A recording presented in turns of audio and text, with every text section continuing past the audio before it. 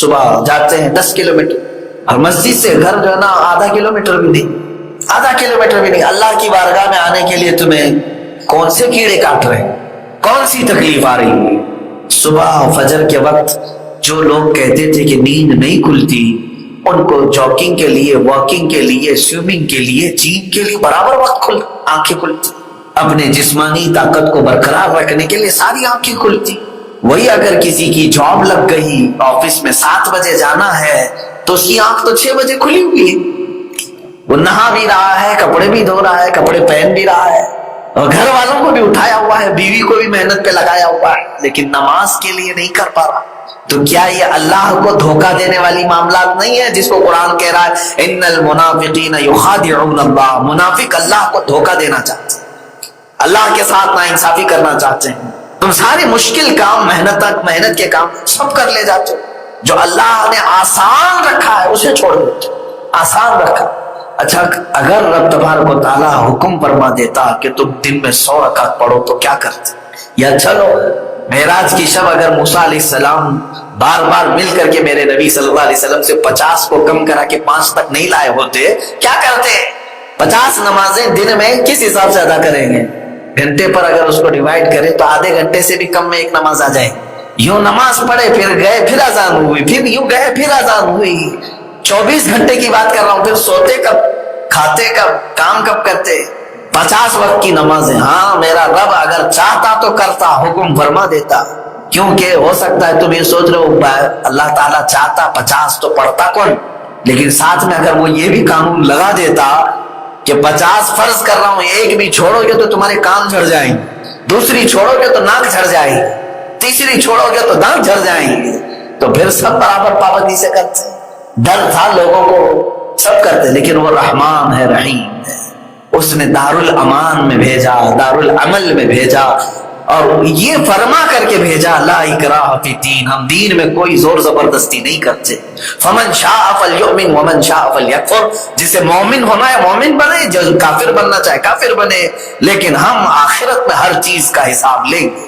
ایمان والے کو بھی اس کے اعمال صالحہ دکھائے جائیں گے، اور کافر کو اور بدبخت کو بھی اسے برے اعمال کا بدلہ چکھنا ہوگا. عزیزان گرامی وقار، یہاں پر بے نمازی کے لیے اللہ تبارک تعالیٰ نے فوراً پکڑ نہیں رکھی. اس کا مطلب یہ مت سمجھو میں برسوں سے نہیں پڑھ رہا، میرا کچھ بھی نہیں ہو رہا ہے. تم دلیل مت بنانا اس کو. میری دکان بھی اچھی چل رہی ہے، بزنس بھی سب ٹھیک ٹھاک چلتا ہے، گھر میں بھی سب پیسے ہی پیسے ہیں، میں کون سی نماز پڑھ رہا ہوں. بعض لوگوں کو ایسا لگتا ہے نہیں پڑھ کر کے بھی سب اچھا ہی تو چل رہا ہے، کیا فرق پڑتا ہے. ڈرو، یہی منافقت کی علامت ہے. جو اللہ سے نہیں ڈرتا، قرآن کہتا ہے تم یہ مت سمجھنا کہ اللہ نے تمہیں تمہارے اچھائیوں کی وجہ سے آزاد چھوڑا ہے، بلکہ مولا فرماتا ہے انما نملی لہم لیزدادوا اثما، ہم اس لیے انہیں ڈھیل دیتے ہیں تاکہ اور گناہ کر لیں، اور گناہ کر لیں. اور اس کے بعد رب تعالیٰ فرماتا ہے پھر ہم اچانک ان کی پکڑ کر دردناک عذاب میں گرفتار. ڈھیل جو ملتی ہے وہ تمہاری اچھائیوں کی وجہ سے نہیں ہے. نماز نہیں پڑھ رہا پھر بھی کھانا مل رہا ہے اس لیے نہیں. اللہ تعالیٰ پھر جلال میں سارے راستے کھول دیتا ہے. جتنا تجھے عائش کرنا ہے سب کر لے، دنیا میں جو تجھے عائش چاہیے سب کر. پھر اللہ تبارک و تعالیٰ آخرت کی ہر نعمت سے محروم فرمائے، ہر نعمت سے محروم فرمائے. یہاں تک کہ فرمایا گیا کہ بے نمازی پر جنت کو حرام کر دیا گیا، حرام کر دیا گیا. اللہ رب العزت بخشش فرمائے اس کا فضل. لیکن جو لوگ اپنی پوری نمازیں چھوڑے بیٹھے ہیں وہ پھر جنت کی طلب کیسے کرتے؟ کیا انہیں شوق نہیں ہے جنت میں جانے کا؟ کیا انہیں ڈر نہیں ہے دوزخ میں جانے سے؟ تو اپنی نمازیں کمپلیٹ کر لو. آج اگر صحت و سلامتی باقی ہے تو نمازیں کمپلیٹ کر لو. ایک بزرگ نے بہت پیاری مثال دی. وہ ایک اپنے مرید کی دکان میں آئے، بڑی بھیڑ بھاڑ تھی، گراہک لگے ہوئے تھے، فرصت ہی نہیں ملتی تھی. اس دکان میں گئے، اس نے کہا حضور آئیے تشریف لائے. مرشد آئے تھے، پیر صاحب آئے تھے، کرسی پر بٹھایا اور کام میں مصروف رہا. تھوڑی دیر کے بعد وہ دکان میں سے موجود ڈبے جو کچھ بھی تھے اس کو اٹھا کے سونگھنے لگے. اس دکان کے مالک نے پوچھا حضور آپ یہ کیا کر رہے ہیں؟ تو انہوں نے فرمایا میں یہ دیکھ رہا ہوں کہ کہیں تو اس میں کہیں پخانا تو نہیں کرتا، پیشاب پخانا تو نہیں کرتا. اتنی بھیڑ بھاڑ ہے تیری دکان میں، گراہک تجھے چھوڑ ہی نہیں رہا ہے، میں دیکھ رہا ہوں کہ پیشاب پخانا یہاں کہیں کرتا ہے. اس نے کہا حضور پیشاب پخانا کوئی بھلا دکان میں کیسے کرے؟ کہاں کرتا ہے؟ کہا طہارت خانے میں جاتا ہوں. پھر ایک تماچا اسے لگایا اور کہا تجھے تیرے پیٹ کی غلاظت نکالنے کے لیے بھاری اوقات میں سے بھی ٹائم ملتا ہے اور تجھے تیرے رحمان کی بارگاہ میں سجدہ کرنے کے لیے وقت نہیں ملتا. رب ذوالجلال کے حضور آنے کے لیے کیا تو یہ دنیا کی گہما گہمی روک کر کے نہیں آ سکتا؟ وہ صحابہ تھے میرے عزیزو. لوہے کا کام کرنے والے ایک صحابی، لوہے کو گرم کیا جاتا، تپایا جاتا آگ میں، وہ جب آگ میں تبدیل ہوتا ہے تو لوہے کے ہتھوڑے کو اٹھا کر کے اس کو بینڈ کیا جاتا ہے، شکل بنائی جاتی ہے. لیکن روایات میں ہے لوہا گرم کیا ہے، آگ میں تپایا ہے، ہتھوڑا اٹھایا، ادھر سے اذان کی آواز آئی، ہتھوڑا پیچھے پھینک دیا. لوگ کہتے ارے ابھی گرم ہے، ٹھنڈا ہو جائے گا، بعد میں کر لیں. وہ کہتے نہیں، اذان کے بعد کیا ہوا کام میرے لیے حلال ہے. وہ ان کا تقویٰ تھا. آپ کے لیے حلال ہے اذان کے بعد کام تو کر سکتے ہو، لیکن نماز چھوڑ کر کے جو کرتا ہے تو پھر وہ اپنے رحمان کے عذاب کو اپنے گھر میں لاتا ہے، اللہ کی ناراضگی. حضور غوث پاک رضی اللہ تعالیٰ عنہ کی بارگاہ میں کسی نے سوال کیا اپنے گھر کی بے برکتی کا، بہت گھر میں بے برکتی ہے. آپ نے فرمایا کہاں ہے تیرا گھر؟ فرمایا فلاں راستے پر ہے، فلاں روڈ پہ. آپ نے فرمایا اپنے گھر پہ پردہ لگا لے، پردہ لگا لے. بغداد کی بات، اس نے پردہ لگایا گھر کو. پھر وہ آیا اور کئی دن کے بعد کہا حضور گھر میں برکت بہت ہے، بہت برکت ہے، الحمدللہ ساری چیزیں محفوظ رہتی. آپ نے پردے میں کیا وظیفہ دیا تھا؟ غوث پاک نے فرمایا تیرا گھر، کیونکہ وہ مرید تھا غوث پاک کا، قادری تھا. آپ نے فرمایا تیرا گھر راستے پر تھا، کئی بے نمازیوں کی نظر تیرے گھر کے اندر پڑتی تھی تو برکت چلی جاتی تھی، برکت ختم ہو جاتی تھی. اس لیے میں نے کہا کہ کسی بے نمازی کے آنکھیں نگاہیں تیرے گھر کے اندر نہ پڑے. پردہ لگانے کے لیے میں نے کہا اللہ نے ان کی نظروں کی نحوست سے تیرے گھر کو محفوظ رکھا. جو قادری ہیں انہیں غوث پاک کا فرمان سننا چاہیے. لیکن آج تک یہ جو جان باقی ہے، کون تمہیں جمع کرتا ہے آج؟ ویسے تو مسلمان کسی کی جلدی ماننے والے نہیں، کسی کو قائد بھی نہیں مانتے. کوئی ہمارا ایک لیڈر ایسا ہے نہیں جو سب کو جمع کر دے. اس کے باوجود بھی ان صفوں میں کون جمع کرتا ہے؟ امام کی بھی وہ حیثیت نہیں ہے تمہیں جمع کرنے. امام کی حیثیت کو کیا ہے وہ تو ہم جانتے ہیں. ہر مسجد کا وہ بیچارہ وہ اپنے ہی گھر بار کی فکر میں ہے. لوگ اس کو خالی جمعہ اور امامت کے طور پر دیکھتے ہیں، باقی جمع کرنے کی طاقت یہ پوری وہ نہ امام کی ہے نہ مؤذن کی ہے، اور بڑے نیتا کی بھی نہیں.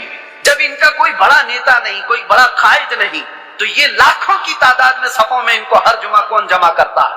اور صرف یہاں نہیں، پوری دنیا میں کون جمع کرتا ہے؟ یہ رمق، یہ دمک آج تک ان کے چہروں پر باقی کیوں ہے؟ آج پوری دنیا تمہیں آتنکواد کا ایک لیبل لگانے کے لیے کیا کیا نہیں حربے استعمال کیا، پوری میڈیا کا استعمال کیا. داڑھی دکھے تو لوگ کہیں ٹیررسٹ ہے، ٹوپی دکھے تو لوگ کہیں ٹیررسٹ ہے. سب پروپیگنڈے کے باوجود نہ ٹوپی اتری نہ داڑھی اتری. آج بھی ہے یا نہیں ہے؟ اس لیے میں بتانا یہ چاہتا ہوں کہ یہ رمق، یہ دمک، یہ جان آج تک باقی کیوں ہے؟ اس لیے کہ ہمارا رسول زندہ ہے تو دین بھی زندہ ہے. رسول زندہ ہے اور زندہ رسول کا دین قیامت تک زندہ رہنے والا ہے. ہمارے اندر جو زندگی باقی ہے نا، یہ جو رمق دمک ہے، یہ جو کچھ بھی چمک دمک ہے، صرف اس لیے کہ وہ جو نہ تھے تو کچھ نہ تھا، وہ جو نہ ہو تو کچھ نہ ہو. جان ہے وہ جہان کی اور جان ہے تو جہان ہے. وہ ہے آج بھی ہمارے درمیان. اسی لیے اللہ کے بڑے عذابات نہیں آتے. قرآن میں اللہ نے فرمایا وَمَا كَانَ اللَّهُ لِيُعَذِّبَهُمْ وَأَنْتَ فِيهِمْ. اللہ اس قوم پر ویسا عذاب نازل نہیں کرے گا جیسے پچھلی امتوں پر کرتا تھا، اس لیے کہ ان کے بیچ میں میرا محبوب آرام فرما ہے. اب جو بات میں کہنے جا رہا تھا وہ یہ ہے، آپ ان مسجدوں میں آئے، کبھی خدا کی تصویر نہیں دیکھی، کبھی خدا کا کوئی چہرہ، کوئی اس کا آقا نہیں دیکھا اور نہیں سنا ہے، اور ہم بنا بھی نہیں سکتے. جو آنکھوں میں آ گیا وہ خدا نہیں ہو سکتا. بات سمجھ کے چلو، جو نظروں میں آ گیا وہ خدا نہیں ہو سکتا. خدا کسی چیز میں سما نہیں سکتا، وہ محیط نہیں ہے. اب دوسری بات، یہاں تک تمہاری زندگی باقی ہے. دوسری ایک بات، جب بھی آپ مسجدوں میں جاتے ہیں، امام صاحب سے کیا قرات سنتے ہیں؟ فجر میں، مغرب میں، عشاء میں تو بلند آواز سے قرات ہوتی ہے، سن تو لیتے ہوں، جمعہ میں بھی ہوتی ہے. جب بھی آپ آتے ہیں رکعت باندھنے کے بعد امام جو ہے پہلے کیا پڑھتا ہے؟ الحمدللہ ہی پڑھتا ہے نا، سورہ فاتحہ ہی پڑھتا ہے، الحمدللہ رب العالمین. سب خاموشی سے سنتے ہیں، سالوں سے سنتے آ رہے ہیں، سالوں سے. تو کبھی آج تک ایک مقتدی جو امام کے پائجامے کے پیچھے تو لگا رہتا ہے، امام کی ناڑی کہاں بندھی ہے وہ تو دیکھتا رہتا ہے، امام کہاں جا رہا ہے کہاں نہیں یہ تو دیکھتا رہتا ہے. ایک بار بھی کوئی مقتدی آ کر کے نہیں کہا کہ بہت پرانی ہو گئی سورہ کوئی نہیں تو پڑھو. کبھی کہا کسی نے؟ بلکہ حالت یہ ہے کوئی نہیں کہتا امام سے کہ کیا مولانا ہر دن تو سورہ فاتحہ پڑھتے ہی ہو, ہر دن سورہ فاتحہ پڑھتے ہو. کوئی نہیں کہا کہ یہ پرانی ہو گئی نیا کچھ لے کے آؤ. نہیں, بلکہ اگر امام نیا کرنے کی کوشش کرے تو قوم اس کو سیدھا کر دے گی. وہی پڑھو جو میرے نبی نے پڑھا ہے, وہی پڑھو. کیوں؟ آج تک کوئی بھی چیز جب ہم دیکھتے ہیں کنٹینیو, بریانی 4 دن کنٹینیو نہیں کھائی جا سکتی, 5 دن روز دال چاول بھی نہیں چلتا. انسان کی طبیعت ایسی ہے کہ ہر چیز اس کو بدل بدل کر کے چاہیے, نہیں چاہیے. لیکن اس میں کبھی نیا کا تصور بھی نہیں آتا. کیوں؟ ایک یہ چیز. دوسری چیز میں نے بتایا, مسجدوں میں ہمارے قرآن وہی ہے, سورہ فاتحہ سے شروع کرتا ہے امام, اس کے بعد چاہے قرآن میں کہیں سے بھی پڑھے سورہ فاتحہ تو پڑھتا ہے. لیکن کسی مقتدی کو آج تک اس بات پر کوئی شکایت نہیں. تیسری ایک اور چیز, تمہارا کلمہ کیا ہے؟ لا الہ الا اللہ محمد رسول. ایک کلمہ ہے. تمہارے باپ کا کلمہ کیا تھا؟ اور دادا کا کلمہ کیا تھا؟ پر دادا کا کلمہ کیا تھا؟ صدیوں سے ایک ہی کلمہ چل رہا ہے.